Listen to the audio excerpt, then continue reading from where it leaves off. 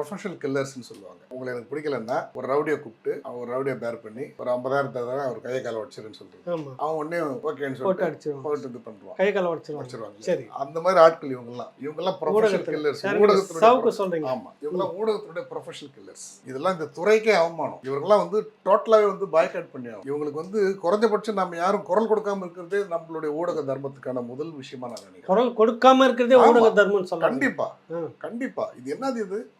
ம். அதாவது வந்து அவர் இவ்வளவு சொத்து சேர்த்தாரா, அவ்வளவு சொத்தாரா, இது வாங்கினாரா, அங்க அது வாங்கினாரா, இருக்கட்டும், அதெல்லாம் அது ரெண்டாவது விஷயம். சரி, ஆ. ஆனா இவரு என்ன பேசுறாரு, கூலிப்படை செய்ய வேண்டிய என்ன வேலையை செய்றாங்க? இவர் வந்து ஊடகத்துல என்ன செய்யறாருன்னு சொல்றாங்க. செய்யறாங்க? ஆட்களை வந்து பேசுறது, கட்சிகளை பேசுறது, எத்தனையோ நபர்களை எத்தனையோ பேசுறது. பேர் வந்து எத்தனையோ ஊழல்களை வெளியில கொண்டு வந்திருக்கிறாங்க. ம். எத்தனையோ பேர் வந்து பேசுறாங்க. எத்தனையோ ஜேர்னலிஸ்டுகள் வந்து எவ்வளவு விஷயங்களை வெளியில கொண்டு வராங்க. பெஹல்காம்ல இருந்து எவ்வளவு விஷயத்தை நம்ம நிறைய வந்திருக்கு, நிறைய எவ்வளவு நம்ம வந்திருக்கு. வந்து சொல்றோம் பண்றோம். ம். இப்படியா உட்காந்து வந்து ஒரு